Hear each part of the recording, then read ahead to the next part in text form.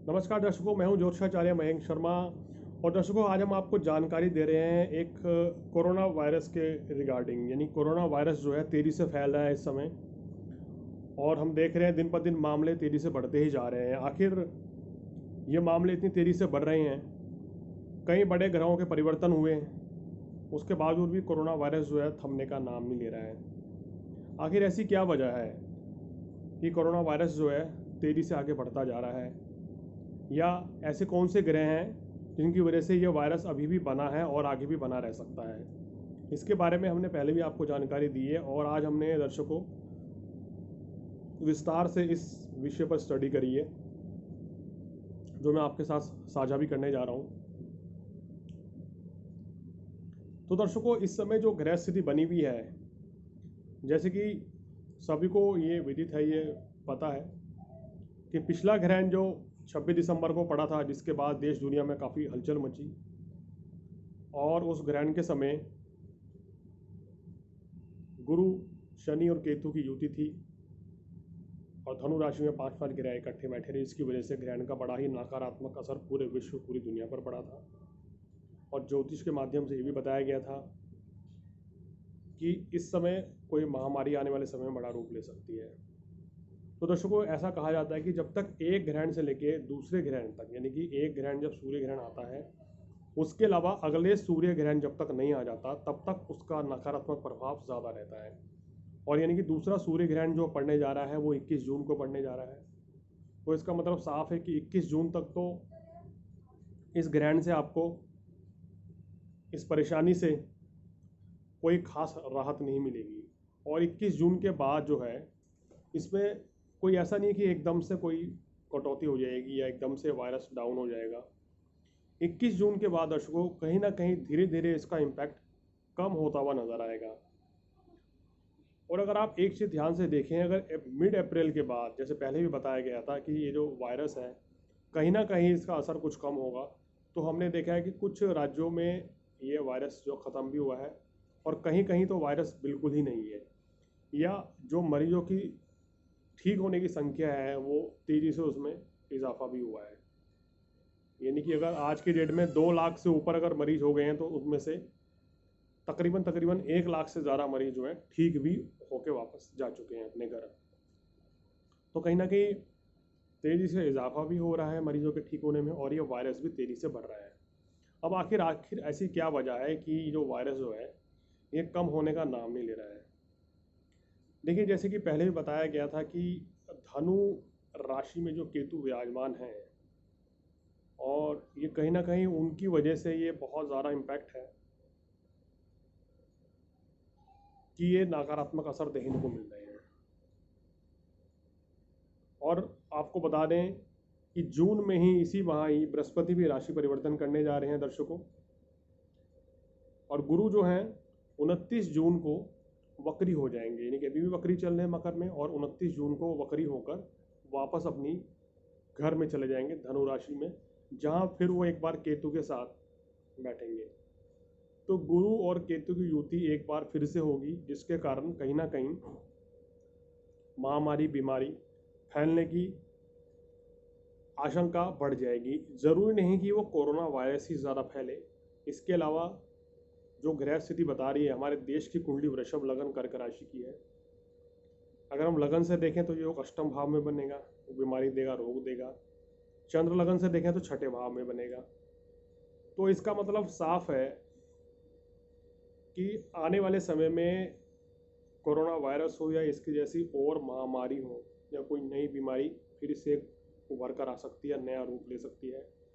आने वाले समय में टाइफाइड जो है, या अगर हम बात करें डेंगू, इस तरह की महामारी, मलेरिया, मच्छर से होने वाली महामारी ज़्यादा फैल जाएगी।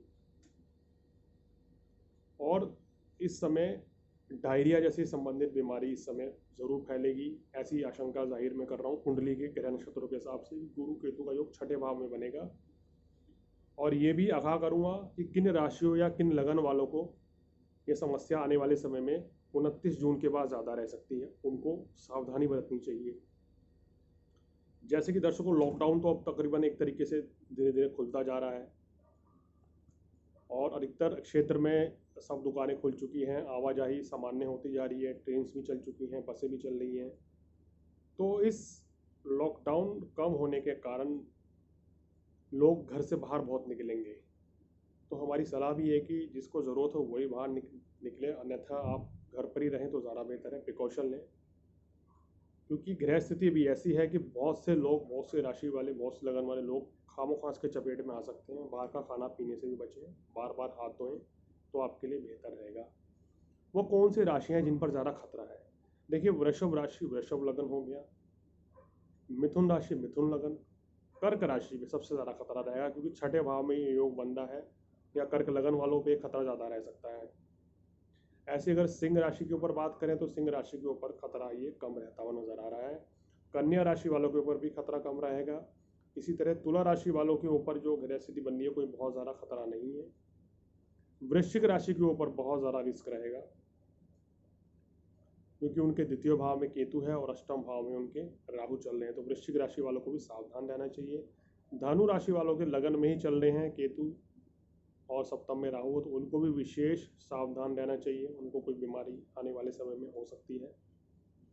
और फिर उसके बाद जो कर्क के बाद सबसे ज़्यादा जिसको खतरा है, यानी कि कर्क और मकर को, इनको ज़्यादा खतरा है। मकर वालों के छठे भाव में राहु रहेंगे, 12वें में गुरु केतु रहेंगे, इनको भी समस्या ज़्यादा रह सकती है, थोड़ा सावधान रहना चाहिए मकर राशि या मकर लगन वालों को।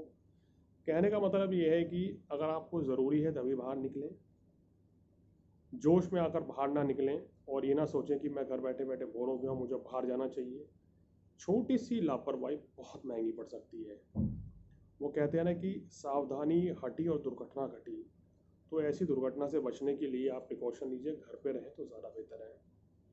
आते हैं कुंभ राशि की ओर। देखिए, कुंभ राशि के ऊपर खतरा जो है ना के बराबर रहेगा, यानी कि ग्रह नक्षत्रों के हिसाब से बहुत कम रहेगा। और अंत में मीन राशि, मीन राशि वालों के ऊपर भी कोई बहुत ज़्यादा खतरा नहीं रहेगा। तो मीन राशि वालों को भी कोई बहुत ज़्यादा चिंता करने की बात नहीं है। जिन राशि या जिन लगन पर ज़्यादा खतरा है वो है वृषभ, मिथुन, कर्क, इनके ऊपर। वृश्चिक के ऊपर ज़्यादा खतरा है, धनु के ऊपर, और मकर राशि या मकर लगन वालों के ऊपर ज़्यादा खतरा है। इनको थोड़ा सा सावधानी के साथ चलना चाहिए, और वैसे तो सभी लोगों को प्रिकॉशन इसमें बरतना चाहिए, इसी तरह की लापरवाही नहीं बरतनी चाहिए, तो आपके लिए बेहतर होगा। तो दर्शकों, कोरोना वायरस जैसी बीमारी जो है अभी 23 सितंबर तक परेशान कर सकती है इसी तरीके से, क्योंकि 23 सितंबर को जो है केतु का राशि परिवर्तन हो जाएगा, राहु का राशि परिवर्तन हो जाएगा। केतु और गुरु की जो युति है वो 23 तारीख को हट जाएगी, जो कि एक बेहतर संकेत रहेगा। उसके बाद धीरे धीरे बीमारियां कहीं ना कहीं कम होती भी नजर आ रही है। उससे पहले जो है इस तरह की समस्या कम होने वाली नहीं है। और दर्शकों, एक चीज़ और देखने को मिल रही है कि इस दौरान और भी बीमारियां फैल सकती हैं, जैसे कि और भी रोग परेशान कर सकते हैं। जैसे मैंने आपको बताया, चाहे मलेरिया हो, चाहे डायरिया हो, पेट संबंधी रोग इस समय ज़्यादा परेशान कर सकते हैं। लिवर संबंधी लोगों को ज़्यादा रहेंगे। मलेरिया या डेंगू, इस तरह के इन्फेक्शन, महामारी, स्किन संबंधी रोग ज़्यादा हो सकते हैं, स्किन एलर्जी हो सकती है। ये परेशानियां, गले छाती के रोग ज़्यादा इस बार परेशान करेंगे लोगों को। तो ये जो समस्या है ये दर्शकों 23 सितंबर तक ज़्यादा रहेगी। उसके बाद 23 सितंबर के बाद इस महामारी का भी धीरे धीरे अंत आना शुरू हो जाएगा समय, और साल के अंत तक आते आते आप देखेंगे आपको इक्का दुक्का केस ही सुनने को मिलेंगे। और जो और मैंने महामारियां गिनवाई हैं उनमें भी कहीं ना कहीं गिरावट नजर आएगी, या धीरे धीरे वो कम हो जाएंगी। तो कहीं ना कहीं इस सीज़न में, आने वाले समय में, सबको अपनी सेहत का ध्यान रखना चाहिए। और इस कार्यक्रम का उद्देश्य बनाने का यही था कि सभी लग्नों और राशि के बारे में कम से कम आपको सचेत कर देना चाहिए कि इन राशि के ऊपर ज़्यादा खतरा हो सकता है वायरस का, और इन राशि के ऊपर थोड़ा कम रहेगा। लेकिन इसका मतलब ये ना सोचिए कि जिन राशियों के बारे में हमने कम बताया कि इनके ऊपर बिल्कुल खतरा नहीं है, उनको भी इन्फेक्शन या समस्या हो सकती है। बस ये कि थोड़ा संभल कर चलेंगे तो आपके लिए बेहतर रहेगा। तो दर्शकों, इस दौरान सभी को अपनी सावधानी बिल्कुल बरतनी चाहिए, और हम तो यही उम्मीद करते हैं, यही प्रार्थना करते हैं प्रभु से कि जल्दी से जल्दी जो है ये वायरस पूरे विश्व से ख़त्म हो जाए। पूरे विश्व के लिए बड़ी संकट की घड़ी है, और हमारे देश के लिए भी बड़ी परेशानी है। आजकल वायरस जो है लग रहा है कि अपने बिल्कुल चरम सीमा पर है। आए दिन देख रहे हैं 10,000 से ऊपर ज़्यादा केसेस ये बढ़ रहे हैं। तो इसमें अगर आप लोग अपना ध्यान रखेंगे तो उससे बेहतर कोई इलाज नहीं हो सकता है दर्शकों। तो दर्शकों, आज हमने आपको बताया ग्रह नक्षत्र के हिसाब से कि क्या परिस्थिति रहने वाली है कोरोना वायरस की। देखिए, बहुत से लोगों ने ये भी फ़ोन करके जानना चाहा कि सर इसकी वैक्सीन कब तक बन जाएगी, कब तक पूरी तरीके से। देखिए, वैक्सीन बहुत सी बन रही है, हर देश दावा ठोक रहा है, अमेरिका भी कर रहा है, चाइना भी कर रहा है कि हमने बना ली वैक्सीन हमने। लेकिन जो सितारे बता रहे हैं, जो ग्रह नक्षत्र बता रहे हैं, उसके हिसाब से मेरे को लग रहा है कि सितंबर से पहले, यानी कि 23 सितंबर से पहले तो कोई सही वैक्सीन बनती हुई नज़र नहीं आ रही है। ये एक्सपेरिमेंट भी होगा तो वो उतना कामयाब नहीं रहेगा, और 23 सितंबर के बाद ही कोई ढंग की वैक्सीन कोई बन पाएगी, या इसका सही तरीके से इलाज 23 सितंबर के बाद ही ग्रह नक्षत्र के अनुसार बनता हुआ नज़र आ रहा है। जब ये गुरु केतु का जो योग जो है हमारे देश की राशि से छठे भाव में जो बना हुआ है वो हट जाएगा, तो स्थितियां यहाँ धीरे धीरे बेहतर होती चली जाएंगी और परेशानियों से मुक्ति मिल जाएगी। तो दर्शकों, आज हमने आपको बताया कोरोना वायरस के बारे में कि वायरस या ये बीमारी और इस तरह की बीमारी कब तक रह सकती हैं या क्या क्या परेशानी रह सकती है। अगर आप भी कुछ जानना चाहते हैं तो नीचे के दिए गए नंबर पर आप हमसे संपर्क कर सकते हैं। अगले एपिसोड में कुछ ऐसी जानकारियों के साथ मैं आपके सामने फिर हाजिर हूँगा। तब तक मुझे दीजिए इजाज़त। नमस्कार।